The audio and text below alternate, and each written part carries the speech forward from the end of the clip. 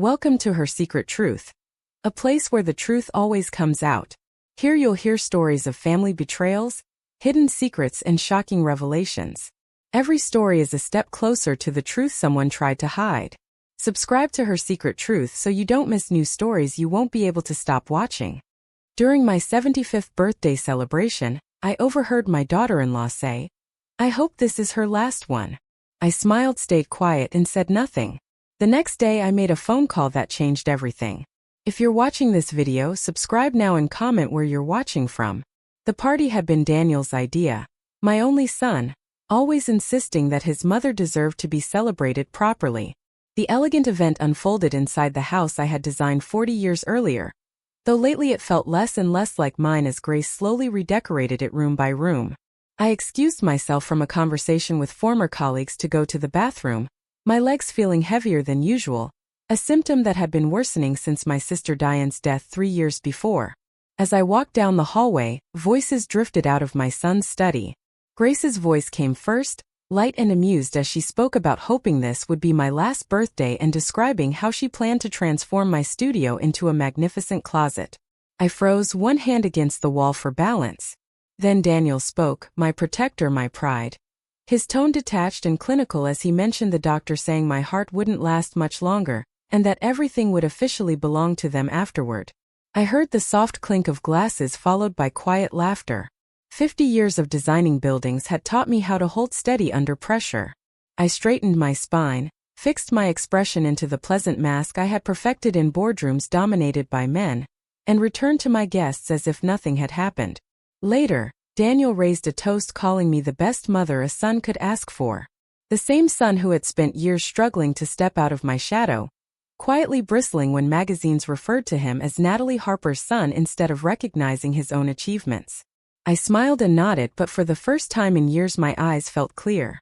I was finally seeing everything. I recognized how gradually he had taken control after Diane died. It started innocently, helping with technology, then managing my increasingly confusing finances, and eventually handling my medication for my supposedly dangerous heart condition.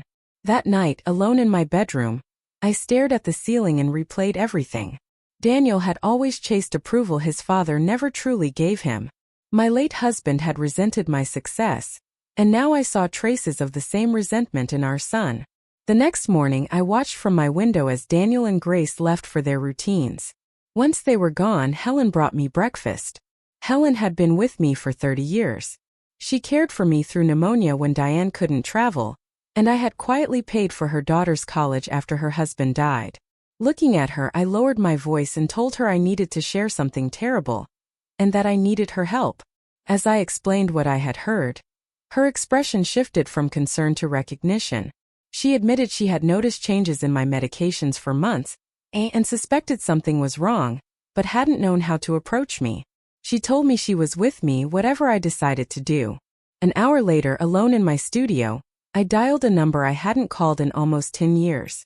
Rafael Ortega answered, his voice still deep and commanding despite the time that had passed. I introduced myself, feeling decades of distance and unspoken history between us. Long ago, I had chosen family over the relationship we might have had. I told him I needed his help, and mentioned the urban hub concept, the visionary sustainable project we had once designed together before our lives diverged. I could almost hear him sit up straighter. He told me he was listening. For the first time since finding Diane's body 3 years earlier, I felt something awaken inside me. Not only anger but purpose. January 15, 2025, the morning after my birthday revelation, I sat in my studio reviewing my life with the same analytical precision I once applied to structural calculations. How had I allowed things to go this far? After Diane's sudden aneurysm, Daniel stepped in while I was vulnerable with grief. By August of 2024, he had convinced me to switch from Dr. Bennett, my physician of 20 years, to Dr. Caldwell, a cardiac specialist who happened to be his friend. I looked down at my trembling hands and wondered whether my body was truly failing, or whether it was the medications Daniel insisted I needed. The same medications he personally handed me every morning and night. Helen entered quietly with tea and closed the door behind her. In a low voice, she placed a small notebook beside me, and said she had been documenting every change in my medication schedule. The labels don't match what they're putting in the containers, Helen whispered.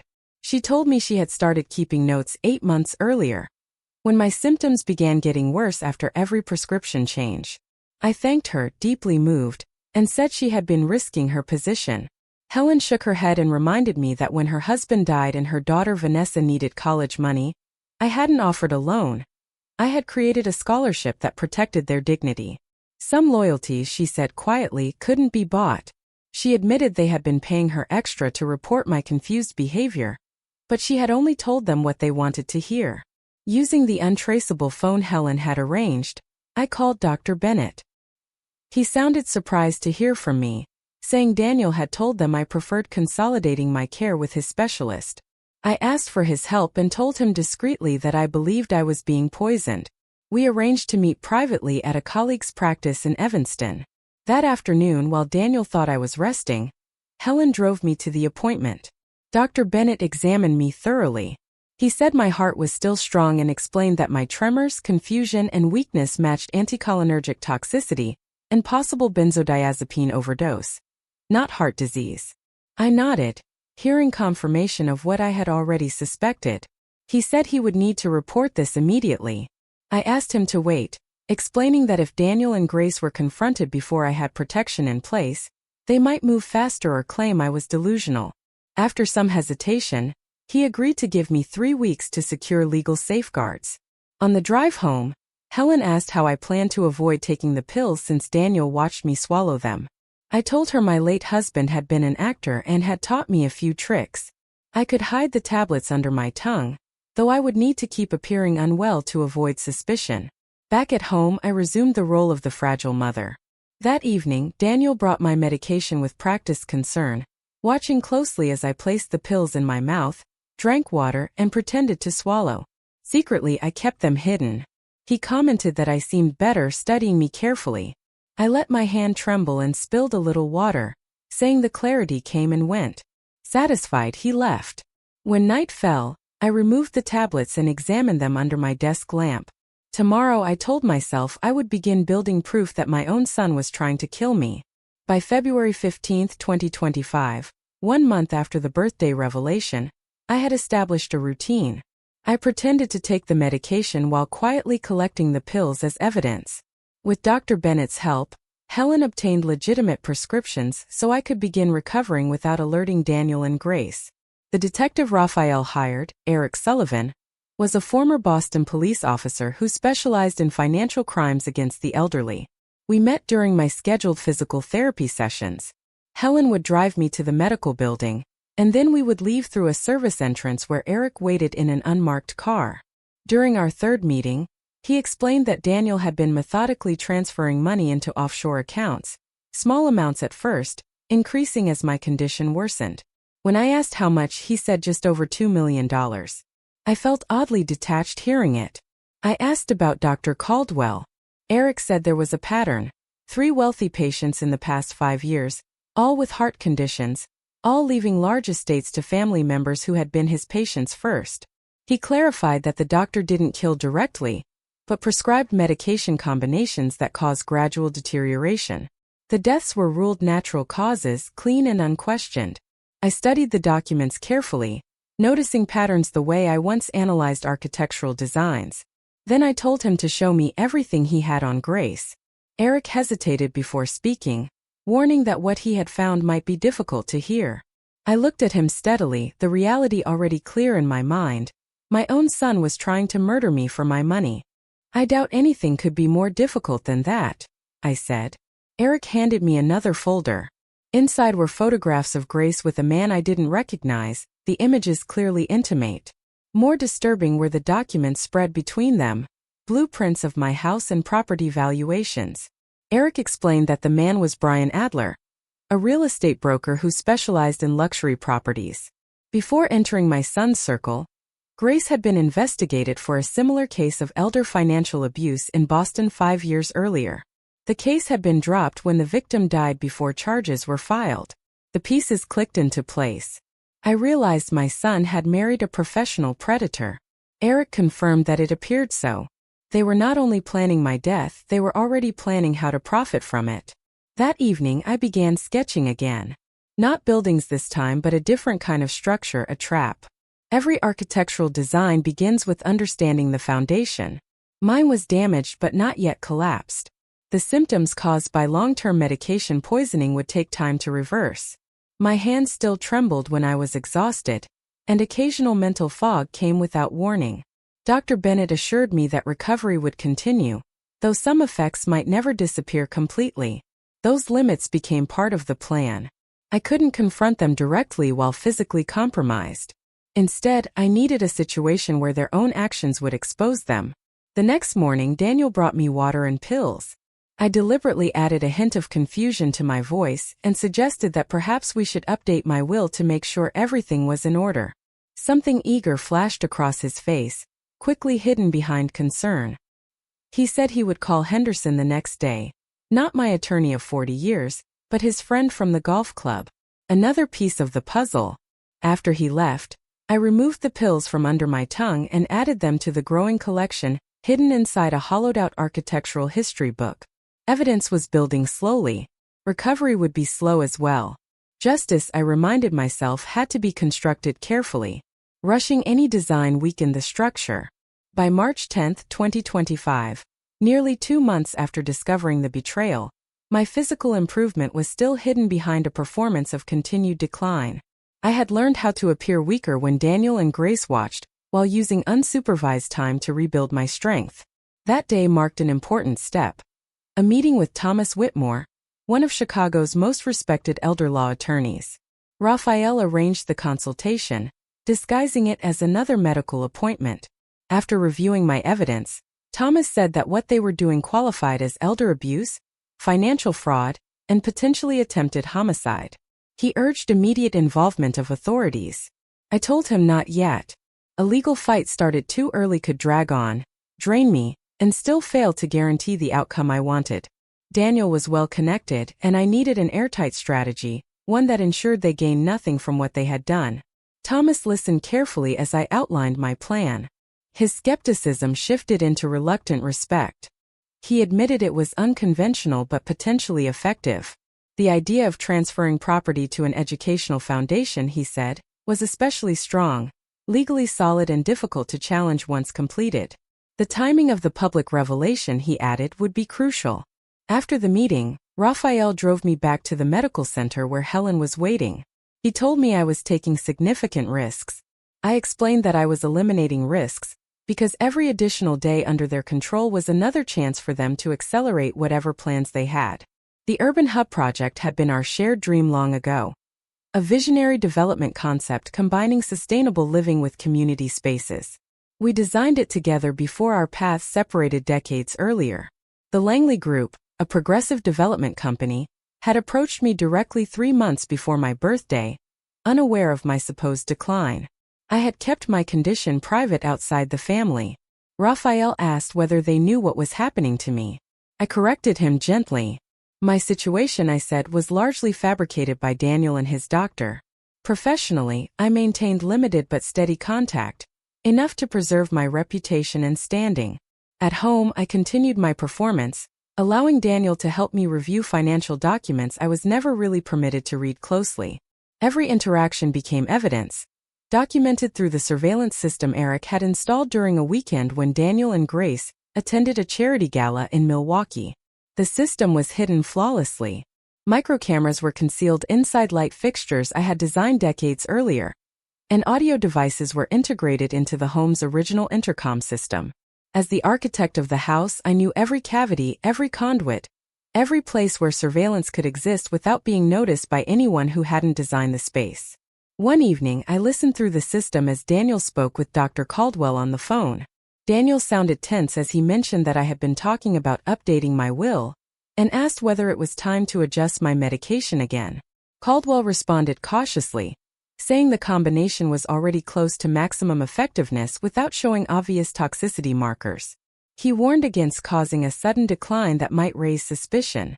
Daniel pushed back, saying the West Ridge partnership required capital he could not yet access and that they needed to move faster. Caldwell advised patience, reminding him that rushing now could ruin everything. I realized time was running out for both sides. The foundation paperwork was nearly finalized, the Langley contract ready to be signed, and Sophia Lynn, a rising prosecutor whose mother had once worked with me early in her career, had agreed to review my case. By April 5, 2025, nearly 3 months into my quiet resistance, the physical effects of the prolonged poisoning were still unpredictable. Some mornings my right hand woke completely numb. Other days words briefly disappeared from my vocabulary. Dr. Bennett assured me these episodes should gradually fade, but they were frightening nonetheless. Helen insisted I eat, placing a tray beside my drafting table where I had been working on the urban hub plans. I realized I had skipped lunch again. 3 months on proper medication had improved my condition, but recovery demanded discipline, regular meals, hydration, and rest. During our daily secure call, Raphael told me the Langley executives were impressed. They understood my physical limitations but valued my architectural vision more than my ability to visit construction sites in person.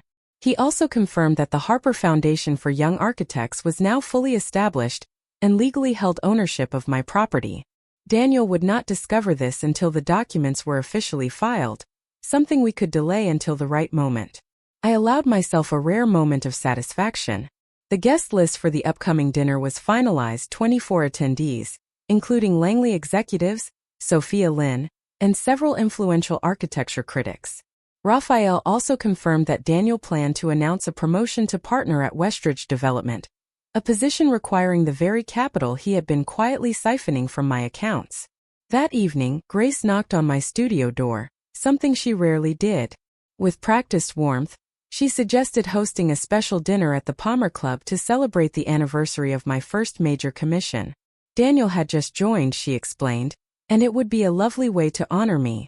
I blinked and feigned mild confusion while inwardly recognizing the opportunity.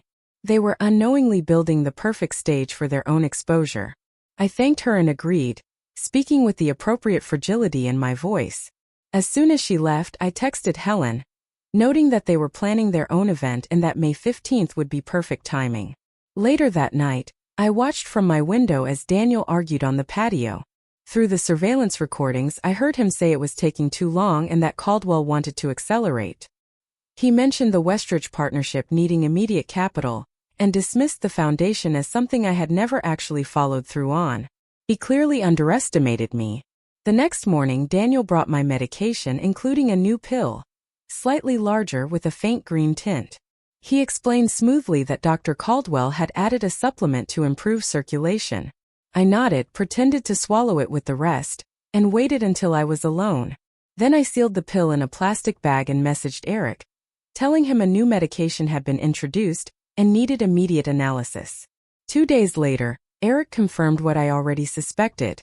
It was a higher dose of the same drug that had been causing my symptoms, except this version would accelerate damage to my heart and kidneys. They were finished waiting. So was I. Over the next week, I finalized every detail of my counteroffensive with Raphael, Eric, and Thomas. At the same time, I immersed myself in the urban hub designs, returning to the creative rhythm that had shaped my career. Even with the lingering effects of the poisoning, my architectural vision remained sharp, perhaps even clearer now, shaped by a deeper understanding of vulnerability and the spaces that support it without sacrificing strength or beauty. The countdown to May 15th had begun. In architecture, the final phase before unveiling always demands absolute precision. My revenge would require the same discipline. By May 10, 2025, 5 days before the confrontation, the transformation needed to be both physical and strategic. For the dinner at the Palmer Club, I had to embody the change that had taken place inside me. The statement had to be visual as well as deliberate. Raphael watched as I tried on a black designer suit in his penthouse, where I had been secretly preparing. He said it looked too severe. My recovery was real but incomplete. The tremor still appeared when I was tired, and occasional lapses required his quiet patience. I agreed that I wasn't dressing for a funeral, although in many ways I was saying goodbye to the passive, manipulated woman I had once allowed myself to become. We chose a crimson dress instead, sharp and architectural in design, with clean lines that emphasize strength rather than fragility. My silver hair, which Daniel had insisted remained soft and grandmotherly, was cut into a sleek bob that framed my face with authority. Raphael said they would not recognize me. I told him that was exactly the point. I practiced walking in moderate heels, challenging after months of deliberate physical decline, but necessary for the effect we wanted. 3 hours before the dinner, I met with Sophia Lynn in her office to finalize arrangements. She explained that officers would be present in plain clothes, positioned near exits. They would not make arrests that night. Officially it was information gathering, but their presence would prevent any escalation. She tapped a leather portfolio containing financial records, medical evidence, and surveillance transcripts, enough to begin proceedings, though building the full case would take time. Justice, she reminded me, moved slowly, especially when powerful people were involved. I told her I understood. After decades of designing buildings, I knew that strong foundations mattered more than speed. Back at Raphael's penthouse, Helen helped me prepare, carefully hiding the medical alert device Dr. Bennett insisted I wear because of the lasting effects on my heart. As she fastened my mother's pearls around my neck, the same ones Grace had already claimed as hers, she whispered that they wouldn't know what hit them. When we arrived at the Palmer Club, I saw Daniel and Grace greeting guests at the entrance. My son looked polished and confident in a new suit, while Grace glittered with jewelry, some pieces unmistakably from my own collection. Raphael offered his arm and asked if I was ready. A brief wave of lightheadedness passed through me, one of the lingering side effects that still appeared without warning. I steadied myself and nodded. I took a deep breath and steadied myself. I had been designing this moment for nearly 4 months. Our timing was exact.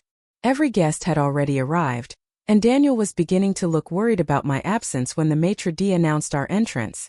Mr. Rafael Ortega and Mrs. Natalia Harper. The room turned toward us. Recognition spread slowly across the faces. First confusion, then surprise, then open amazement. I walked forward with as much grace as my recovering body allowed, head high, each step measured. For the first time in years, I looked like the architect who once commanded international conferences. Daniel stared at me as if he had seen a ghost. In a way he had, the ghost of the woman he believed he had erased. I nodded calmly toward him and Grace, thanking them for arranging such a lovely evening. Grace's eyes moved quickly between Raphael and me, calculating behind her polished expression. She commented that I looked well. I replied quietly that proper medication could do remarkable things.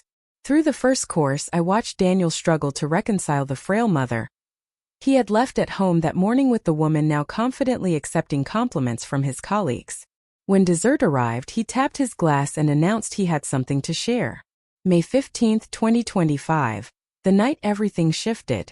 As Daniel proudly announced his promotion to partner at Westridge, I caught Raphael's eye and gave the slightest nod. When applause faded, I congratulated Daniel and said I also had an announcement. On cue, the Langley executives and my legal team entered, taking their places as if they had been waiting in the wings, which they had. I announced the official launch of the Urban Hub project, a $120 million redevelopment that would transform the old industrial district. Elegant portfolios were placed at every table by staff who had been prepared in advance. I continued by announcing the creation of the Harper Foundation for Young Architects, explaining that as of the previous month it was now the legal owner of my residence, preserved permanently as an educational center. Grace's champagne glass stopped halfway to her lips. Then I nodded toward Sophia Lynn, who stepped forward carrying her portfolio. I said calmly that certain legal matters required immediate attention. The effect was immediate. As Sophia discreetly handed Daniel documents detailing investigations into financial fraud, medical manipulation, and conspiracy, I watched his carefully maintained composure fall apart. He protested loudly, claiming I was confused and had been unwell for months, insisting they speak to his doctor. Sophia responded evenly that Dr. Caldwell was already being questioned by the medical board, and that cooperation might reduce his own legal exposure. Grace moved quickly to distance herself, claiming Daniel had handled the medical decisions and that she had not been involved.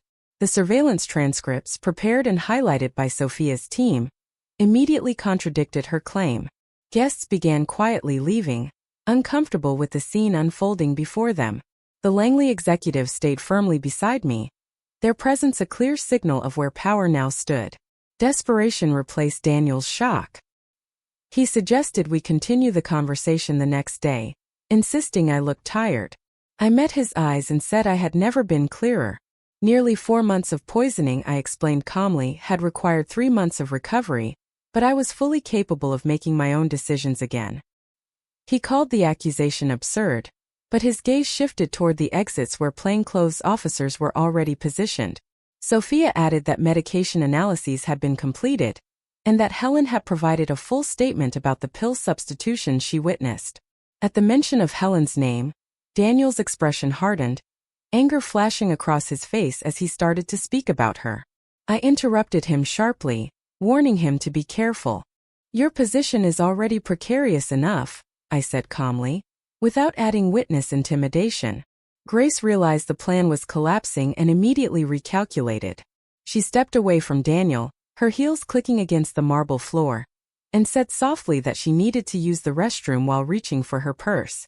Sophia Lynn responded gently, saying a colleague would be happy to accompany her, and a female detective stepped forward with a polite, professional smile. Everything unfolded exactly as planned. There were no dramatic arrests, no handcuffs, only the quiet pressure of consequences beginning to close in. As guests slowly left, Daniel became increasingly isolated.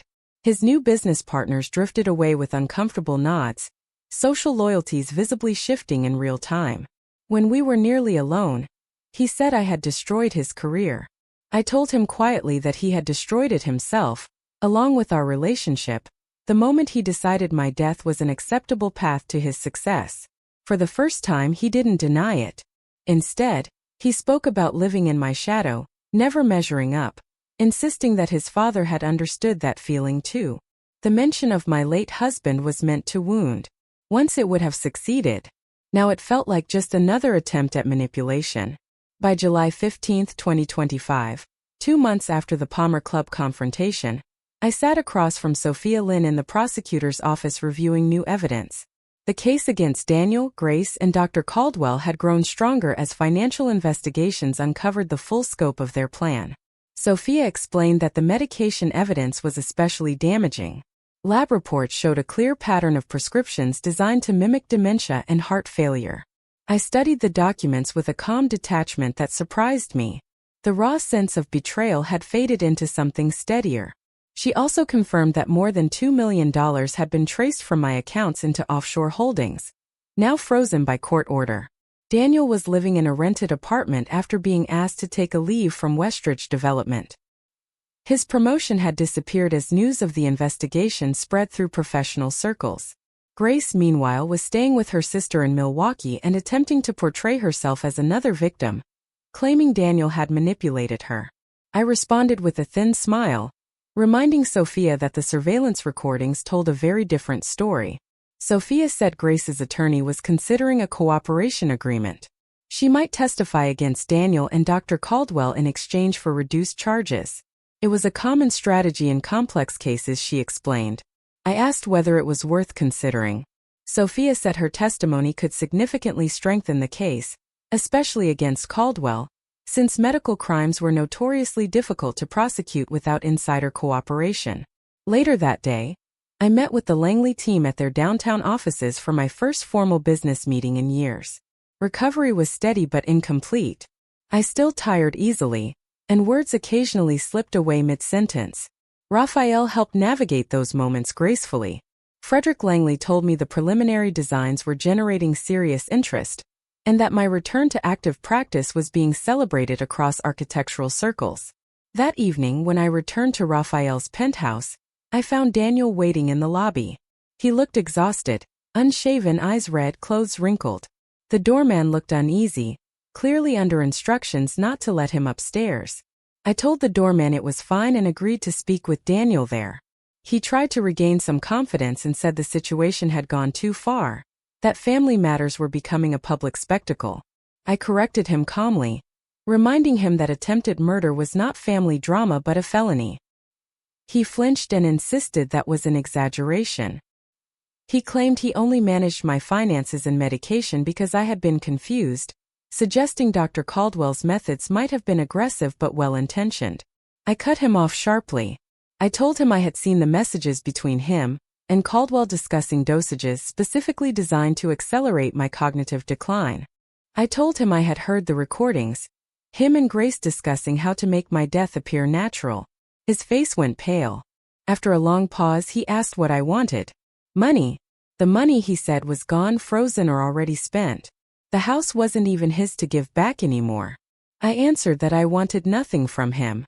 For the first time in decades, I saw him clearly. I reminded him that I had given him everything freely: love, opportunity, support. He could have had everything legitimately if he had simply waited and remained the son I believed he was. He asked why I continued with the prosecution if it wasn't revenge. I corrected him. It wasn't revenge, it was consequences and protection. Not only for me but for others.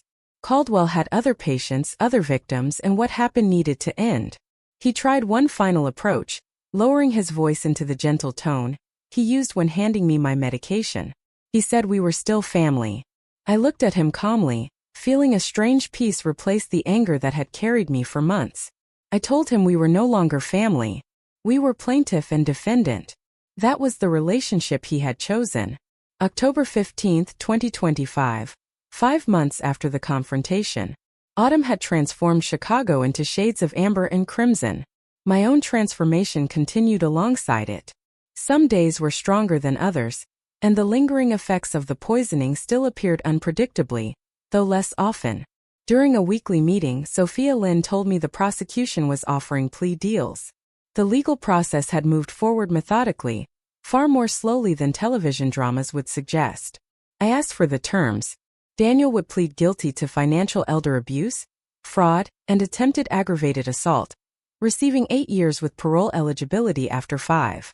Grace would plead guilty to conspiracy and financial fraud, receiving 3 years with parole eligibility after 18 months. Dr. Caldwell would receive 6 years and permanent revocation of his medical license in exchange for extensive cooperation and information about similar cases. The mention of other victims made my stomach tighten. I asked Sophia what she recommended. She explained that while the evidence was strong, trials were unpredictable and could last for years. A plea deal guaranteed consequences without forcing me through a prolonged public trial where my mental competence would likely be attacked. I considered it carefully. A trial would mean testifying, reliving the betrayal, and exposing private humiliations. I told her I would think about it and place the documents into my portfolio. That evening, Raphael and I had dinner on his terrace overlooking Lake Michigan. In the 5 months since moving into his guest room, our relationship had settled into something comfortable and steady. Not romantic. Those feelings belonged to another lifetime when we were young architects chasing the same dreams. But something equally valuable, built on respect and understanding. He noticed I was quiet and asked what I was thinking about. I explained the plea offer and admitted part of me wanted to refuse, to pursue the maximum possible sentences. He said that was understandable and asked what was holding me back. I told him it was practicality. A trial would be exhausting and could damage both the foundation and the Urban Hub project. And perhaps, I said, I was finally ready to build something new rather than continue tearing down the past. Later that night, unable to sleep, I sat at my drafting table in the studio Raphael had created for me in a corner of his library. I was sketching modifications to the Urban Hub Community Center when my phone rang. The number was unfamiliar. A hesitant voice introduced herself as Grace. My grip tightened on the pencil. I asked how she had gotten my number. She brushed the question aside, saying she needed to speak with me before accepting the plea deal. I stayed silent, waiting. She said the medication plan hadn't been her idea, that Daniel and Dr. Caldwell were responsible and she had simply gone along. I told her the recordings suggested otherwise. She replied that recordings could be misinterpreted. After a pause, she said she had found clarity through the experience, spiritual growth. I almost laughed at the irony and told her it sounded like she had discovered faith while standing in the shadow of a prison sentence. How convenient, I said quietly. She claimed she was trying to make amends. Her composure cracked as she insisted Daniel had manipulated her just as he had manipulated me. She said she had been young and impressionable when they met. You were 34, I reminded her. With an MBA from Northwestern and a previous investigation for elder financial abuse in Boston. I let the words settle before continuing. Eric Sullivan is very thorough. Her sharp intake of breath was audible. She said that case had been dropped. I agreed because the victim had died before charges could be filed. Convenient timing, I told her, seemed to be a pattern with her. The pretense of remorse vanished instantly. She accused me of thinking I had won, of returning to the spotlight as the great Natalie Harper. Then she delivered her final shot. That I would die alone in a sterile penthouse, surrounded by blueprints instead of family. I replied calmly that I would rather die surrounded by honest blueprints than dishonest family. January 15, 2026. 1 year after discovering the betrayal. The engraved stone plaque read, "The Harper Foundation for Young Architects." It gleamed beneath the winter sun as reporters gathered for the official opening of my former home, now transformed into an educational center. Helen stood beside me, not as a housekeeper anymore, but as the foundation's administrative director. Behind us waited 20 scholarship students, the first cohort, ready for the ribbon cutting. A reporter from Architectural Digest asked how it felt to see my home transformed this way. I stepped carefully to the microphone, mindful of the occasional vertigo that still lingered from the months of medication poisoning. I said that architecture had always been about transformation, turning vision into structure, ideas into spaces where lives unfold. This building, I explained, had changed many times, from land to home, from home to battleground, and now into something far more important, a public legacy. Another reporter asked about my son's sentencing the previous month. Sophia Lynn moved to step in, but I raised my hand gently. I said only that my son had made his choices and the courts had determined the consequences. Today, I added, was not about destruction but creation. I gestured toward the students. They were the future. The legal proceedings had concluded faster than expected.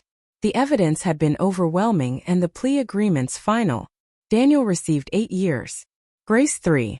Dr. Caldwell 6, with his medical license permanently revoked. More importantly, the investigation had expanded, uncovering other cases tied to his practices. After the ceremony, Raphael walked with me through what used to be my home. The transformation felt almost surreal. My studio, once destined to become Grace's closet, now housed advanced design technology. The dining room where my medication had been administered was a lecture hall. My former bedroom had become a reference library. Raphael asked if it felt strange. I told him it felt less strange than expected. Felt right. That evening, the Langley team hosted a reception celebrating the first urban hub groundbreaking. At 76, I found myself once again at the center of professional conversations. Not as a fragile curiosity, but as an active architect discussing design, sustainability, and urban systems. Someone commented on the way the Wellness Center integrated with employment resources in the new plan. I explained that architecture was never just about buildings. It was about creating systems that allowed people to thrive. While talking, I caught my reflection in a mirrored wall. The woman looking back at me barely resembled the one from a year earlier. My posture was straight again, my gaze steady.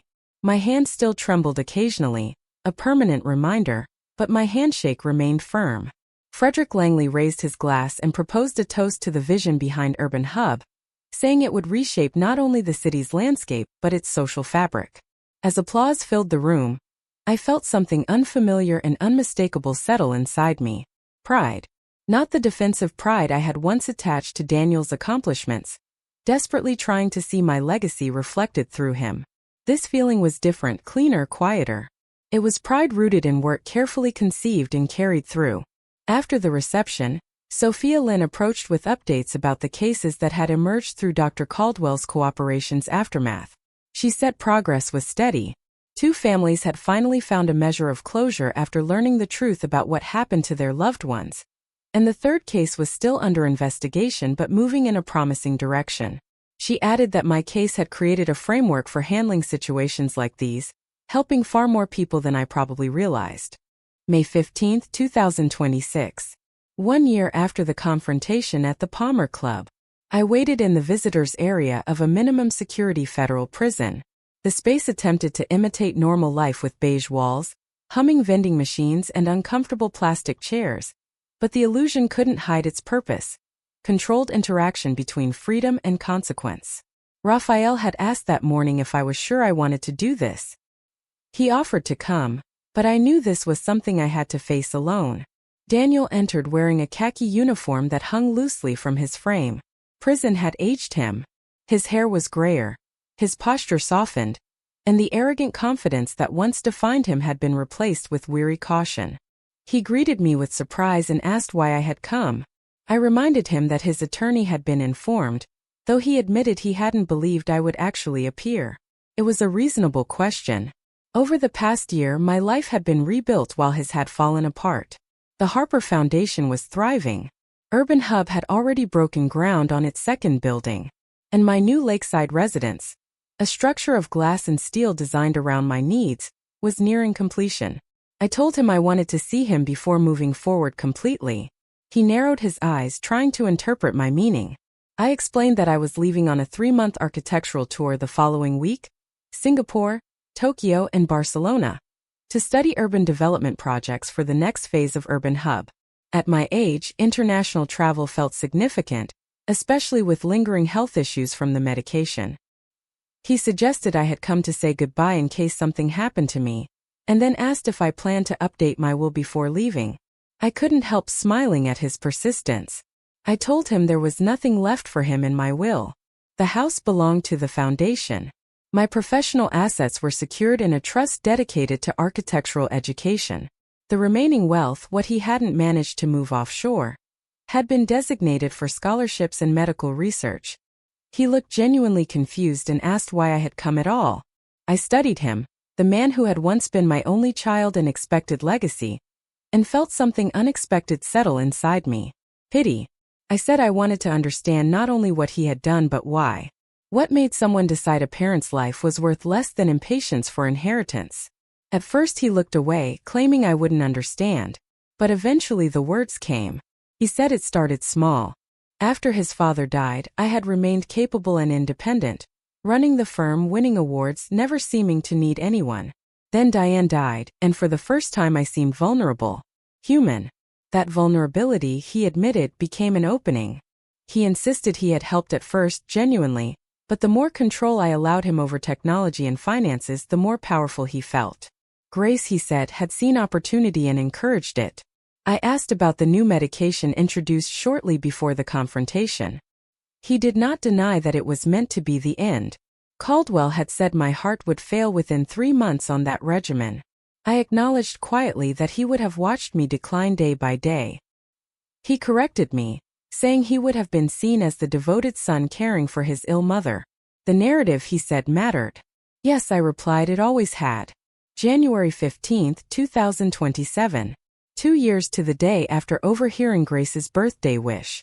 I hosted a gathering on the terrace of my new lakeside home. A modern design of glass, steel, and warm wood built to accommodate my limitations while still reflecting strength and clarity. Frederick Langley raised his glass in a toast to the second phase of Urban Hub, as the small gathering applauded. The past 2 years had changed more than my circumstances. They had reshaped my understanding of what mattered. My recovery had plateaued 6 months earlier. The tremor in my right hand remained permanent. Occasional cognitive lapses still appeared, and my stamina was lower than it once had been. Yet those limitations were now integrated parts of my life, not its definition. Sophia Lynn, now a federal judge after the Harper case gained national attention, reviewed the latest project report and remarked on the extraordinary community impact statistics. Raphael arrived late from a meeting and stepped onto the terrace just as the conversations were settling into a comfortable rhythm. In the 2 years since my life had been rebuilt, our connection had become something unexpected. A partnership of equals, each keeping separate homes yet sharing intertwined lives. He apologized for the delay while accepting a glass from Helen, explaining that the Singapore investors had additional questions about sustainability metrics. As voices mingled around me, I paused to take in the people gathered there. They were not family by blood, yet they had become something stronger. A community formed through shared purpose and deliberate choice. Helen stood beside her daughter, now serving as the foundation's educational director. Eric Sullivan had transitioned from detective to security consultant for the foundation. Nearby, the first graduating class of Harper Scholarship recipients chatted with Sophia and her family, While Frederick Langley lifted his glass again and called for a speech, I smiled and protested that I was an architect, not a speaker, saying my profession was about building rather than talking. Raphael laughed and reminded everyone that I had delivered enough client presentations to prove otherwise. Reluctantly accepting their encouragement, I moved to the edge of the terrace where the lake stretched into the distance and the Chicago skyline framed the night. 2 years earlier I had been forced to choose between accepting an ending that others designed for me or creating a new beginning. For an architect, the answer had been obvious. I chose to build. I gestured toward the urban hub model displayed nearby, and a quiet murmur of agreement spread through the group. I continued by saying that what I had learned since then was far more important than any building.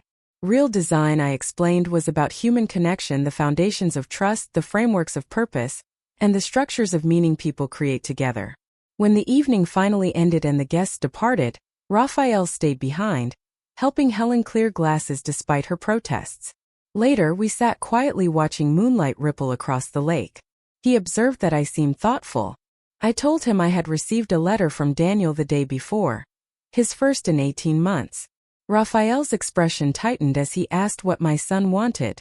I explained that Daniel wrote to tell me he would be eligible for parole the following year, that he had completed rehabilitation programs, found religion, and even written a memoir about toxic family dynamics. Raphael asked whether I planned to answer. I shook my head and said there was nothing left to say. Some structures, I explained, cannot be restored once the foundation has been fatally damaged. They can only remain as ruins, studied for what went wrong, then left behind. He nodded in quiet understanding and eventually asked whether I had any regrets. I considered the question carefully. The effects of the poisoning were still present: tremors, occasional memory lapses, reduced stamina.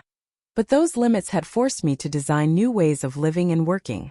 In the end, I admitted my only regret was not calling him sooner, long before everything collapsed. I had lost years to fear and hesitation. Raphael reached for my hand, his fingers folding gently around mine, reminding me that what mattered was what we did with the time we had now. Inside my carefully designed home, plans for the third phase of Urban Hub waited for review the next morning. Scholarship applications rested on my desk, ready to be read. The slight tremor in my hand remained, a permanent reminder of what I had nearly lost. But like any architect, I had learned to incorporate reality into the design instead of pretending it wasn't there. I raised my glass one final time and toasted to second chances. Raphael answered with a quiet smile, adding a toast to the people brave enough to build them. Looking out at the skyline where buildings I had designed decades ago stood beside new creations, I embraced the truth that had saved me. It is never too late to redesign your life. Thanks for listening. Don't forget to subscribe, and feel free to share your story in the comments. Your voice matters.